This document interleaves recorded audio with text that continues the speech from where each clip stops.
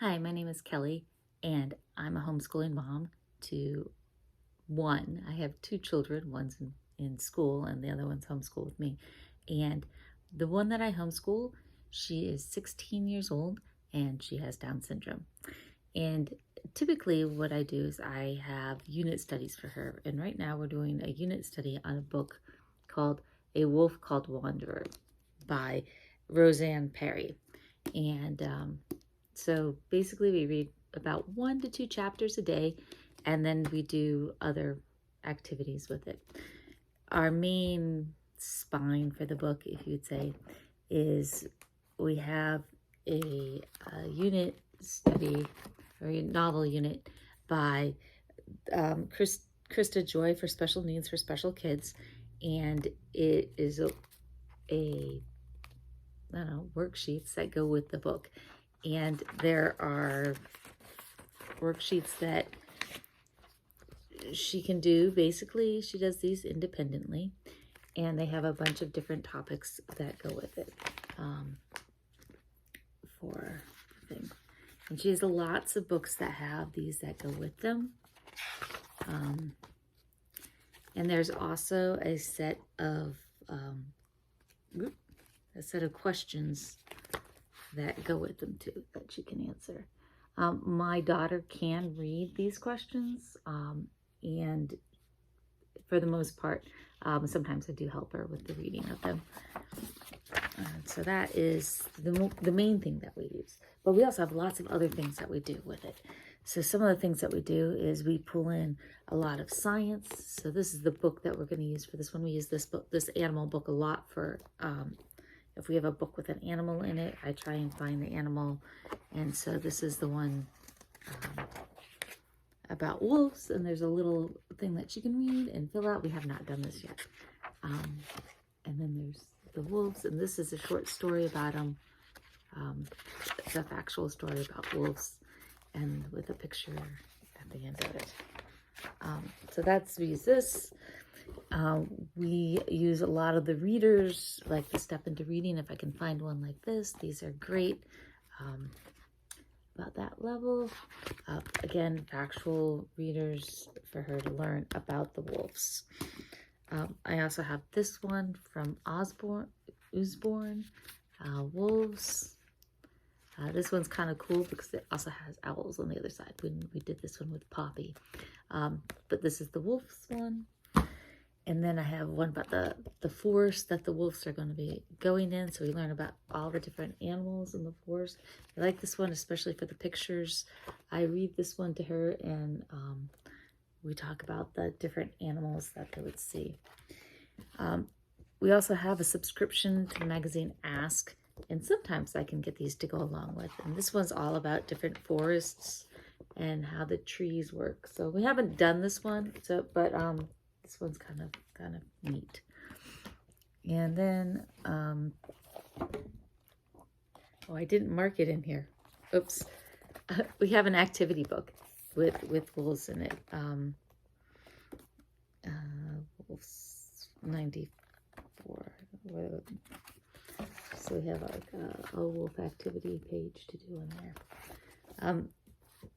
We also do have the Lonely Planets one, and again we do like maybe one book a day. We don't this whole thing takes probably about half an hour to do our novel studies.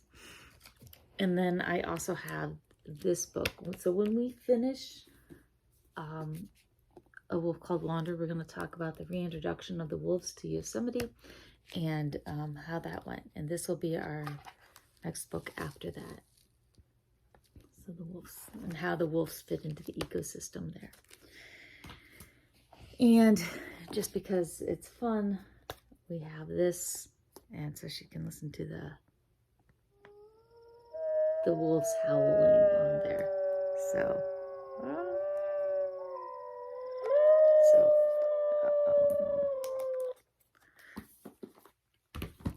And I have one book that goes with, it's like a short story book, just a picture book to read about a cub exploring the world. Then I also try and pull in other subjects with it. So this is what I'm doing for science. In here, it's the fairy tale science book, and it has different fairy tales. And so we would pick one that has like the wolf that's in it, like the boy who cried wolf, and which is 120, page 122. And we're going to talk about why wolves are always like the bad guys in the story. And then with this, they have a science activity that tells something. So this one is about how people lie and what things you can look for in their facial expressions and stuff to tell that someone is lying to you. And then it gives you a little activity to do with it. And these are all the different fairy tales. So that's just the boy who cried wolf, but there is also Little Red Riding Hood for in here too, and this one is about gulp. Okay, so it's talking about the scientific of swallowing whole foods. So we have talking about snakes and about swallowing things. So these are the activities I'm doing, and then things that swallow things whole, and how that works. So it's kind of fun book, and of course we read the stories that go with it. And along with the Little Red Riding Hood, we have this. This is our logic game that we do. Basically, you have the Little Red Riding Hood, and you have the wolf. Then you have Grandma's house. And you set up the different obstacles, the trees, and you put the house down somewhere, and they give you certain bricks that you can use to make paths to get the wolf and Little Red Riding Hood to Grandma's house. It's a fun game, and there's lots of different levels, so I like these games because we can work them together. They're independent. No one really wins. We win together on it, and it helps that. And then we are doing the All About the USA brain boxes. Now these are really cool. I like them. We use ours a little bit differently. Let me see if I can open the box. Where's the flip? It's right there. And so I take the cards out of where Wander, these are the two states that Wander went in, or Swift is the name of the fox.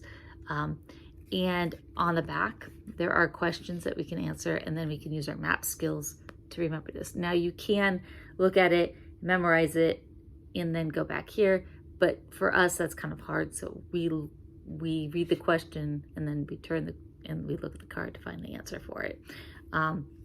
The real way you play is you roll a dice, and you roll the dice. You roll the dice, and then you answer the question that's on the back of the card after you've looked at that. So it's a fun game. But again, this will be like one activity that we do when we get there. So, but that's what we do. And she has a good time. She likes reading the books. And again, it's a book called Wanderer. And that's all I have. Thanks. Bye.